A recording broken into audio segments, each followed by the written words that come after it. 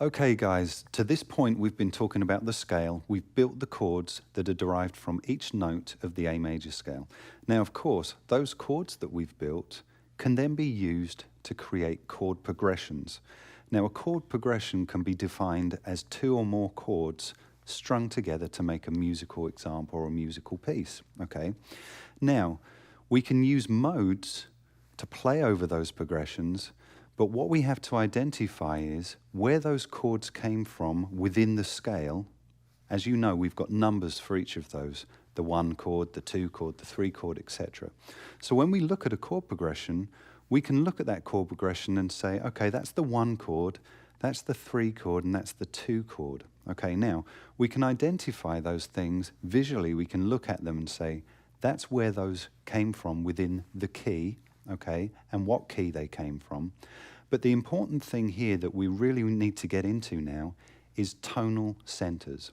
Now, we're working in the key of A major, and there are 7 tonal centers within the key of A major. As you know, 7 notes, 7 chords, that means we have 7 resolution points or tonal centers within one key. Now, what that really means is I could take 2 chords as a progression from the key of A major, but where does that chord progression resolve to? Okay, now if I play 2 chords, say A major 7 to B minor 7, it's the 1 chord and the 2 chord in the key. But where did it resolve to?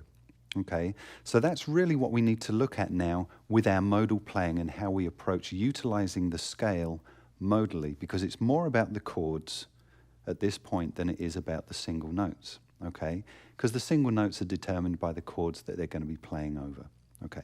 Now, so we're going to pull up a couple of examples so that I solidify the tonal center idea with you.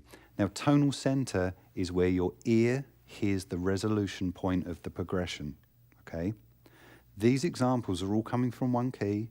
We're not going outside the key, but they're going to be tonal centers inside the key other than the 1 chord sometimes. Let's pull up those examples. I'm going to show you really gently with 2 chords at a time how this works, and hopefully there's going to be a national grid. The light bulbs are going to go on so much when you get to this section that hopefully, you know, I'll have done my job here. All right, so let's pull up the examples, and of course we're going to be doing a ton of playing over this as well. So get your guitar, and if you want to, get your reference chart, and it might help you understand this a bit more too. Cool, let's pull up the examples.